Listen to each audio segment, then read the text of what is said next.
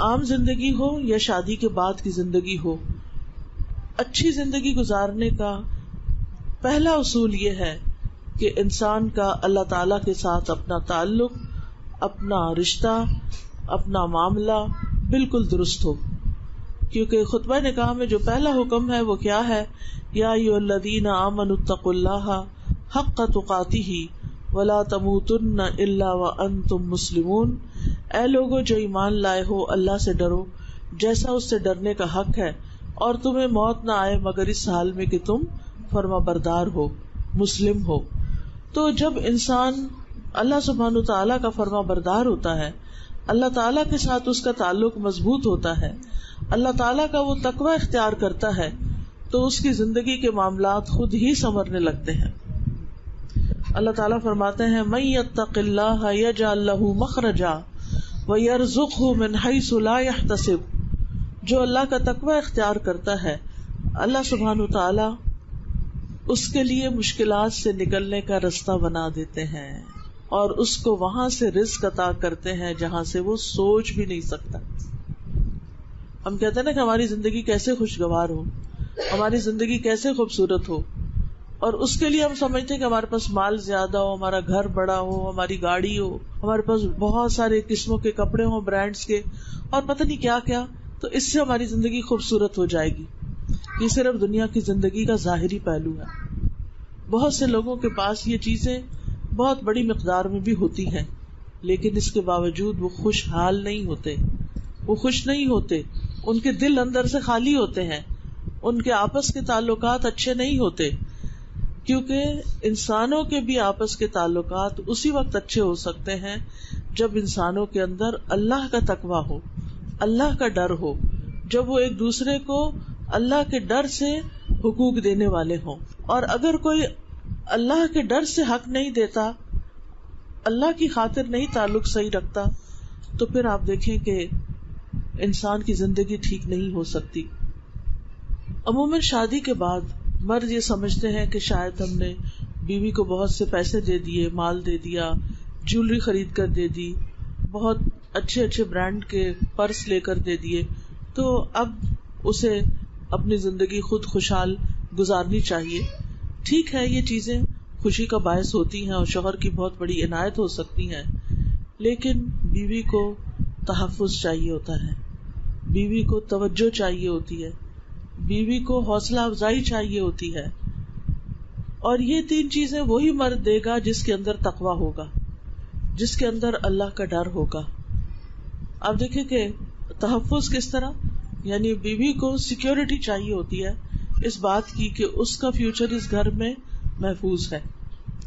عموماً یہ ہوتا ہے کہ چونکہ گھر والے پہلے سے ہی اکٹھے مل جل کے رہ رہے ہوتے ہیں، ایک دوسرے کی نفسیات کو سمجھ رہے ہوتے ہیں، ایک دوسرے کے حالات کو سمجھتے ہیں، لہٰذا وہ سب ایک دوسرے کو انڈرسٹینڈ کر رہے ہوتے ہیں. جو نئی لڑکی آتی ہے اس کو شوہر کی سپورٹ چاہیے ہوتی ہے اس گھر میں ایڈجسٹ ہونے کے لیے، لیکن بعض اوقات مرد حضرات وہ سپورٹ نہیں دیتے اور لڑکی بالکل اپنے آپ کو تنہا محسوس کرنے لگتی ہے،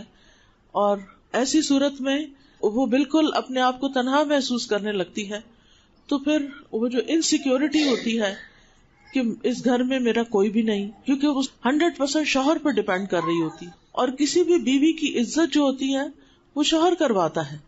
اس گھر میں، یعنی بہنوں سے، ماں سے، بھائیوں سے، تمام رشتہ داروں سے. اور اگر شوہر کی طرف سے عورت کو یہ سپورٹ اور یہ تحفظ نہیں ملتا تو پھر بعض اوقات وہ اس گھر میں دل نہیں لگا پاتی، اس گھر میں جگہ نہیں بنا پاتی. لہذا شوہر کے لیے بہت ضروری ہے کہ وہ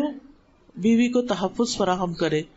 اس کو رہنے کی مناسب جگہ فراہم کرے، اس کی ضروریات فراہم کرے. دوسری چیز جس چیز کی ضرورت ہوتی ہے عورت کو، وہ توجہ ہوتی ہے، اٹینشن ہوتی ہے. کیونکہ ایک لڑکی جس نے اپنی ساری جوانی اب تک کی اپنے ماں باپ کے سائے تلے گزاری، لاڈ اور پیار میں گزاری، محبت میں گزاری، اب آپ دیکھیں کہ وہ ایک نئے گھر میں آئی ہے تو وہاں پر اس کو سب سے زیادہ یہ ایکسپیکٹیشن اپنے شوہر سے ہوتی ہے کہ وہ اس کو توجہ دے، وہ اس کو محبت دے، وہ اس کا خیال رکھے، وہ اس کی ضروریات پوری کرے. لیکن اگر اس کو شوہر کی طرف سے یہ توجہ نہیں ملتی، ٹائم نہیں ملتا، وہ بیوی کو نظر انداز کر دیتا ہے، وہ بیوی کو وقت نہیں دیتا اور چھوٹی چھوٹی باتوں پر نکتہ چینی شروع کر دیتا ہے، یا کسی تیسرے بندے کی خاطر بیوی سے جھگڑا شروع کر دیتا ہے، یا پھر سنی سنائی باتوں میں آ کر الزام تراشی شروع کر دیتا ہے، تو اس سے گھر کبھی بھی آباد نہیں ہو سکتا. اسی طرح بیوی کو حوصلہ افزائی چاہیے ہوتی ہے، یعنی وہ چونکہ ڈرتے ڈرتے اس گھر میں قدم رکھ رہی ہوتی ہے تو ہر چیز میں شوہر کی طرف دیکھتی ہے کہ اس کا شوہر اس معاملے میں اس سے کیا کہتا ہے، اور اگر وہ اس کی حوصلہ افزائی کرے، وہ اس کو انکریج کرے، وہ اس کو آگے بڑھائے، کیونکہ انسان کی گروتھ شادی کے بعد رک نہیں جانی چاہیے.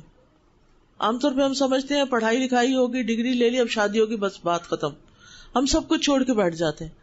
حالانکہ اللہ نے عورت کو بھی ایک دماغ دیا ہے، عورت کو بھی عقل دی ہے، سمجھ دی ہے، اور بعض اوقات عورتوں کے اندر بہت ذہانت ہوتی ہے، بہت سی اسکلز ہوتی ہیں، بہت کچھ وہ کر سکتی ہیں، لیکن شوہروں کی طرف سے ان کو حوصلہ افزائی نہیں ملتی، ان کو ساتھ نہیں ملتا، جس کی وجہ سے ان کی ساری صلاحیتیں ماری جاتی ہیں. تو ایسی صورت میں عقل مند شوہر وہی ہوتے ہیں جو بیوی کی ان نیڈز کو سمجھتے ہیں اور وہ بیوی کے اچھے کاموں کی تعریف کریں،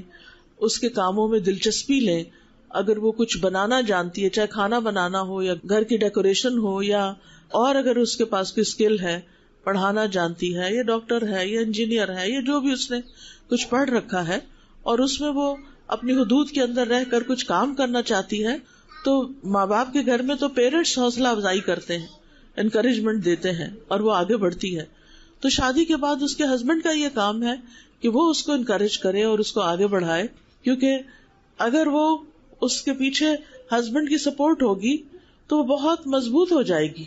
اور وہ بہت بڑے بڑے کام کر سکے گی.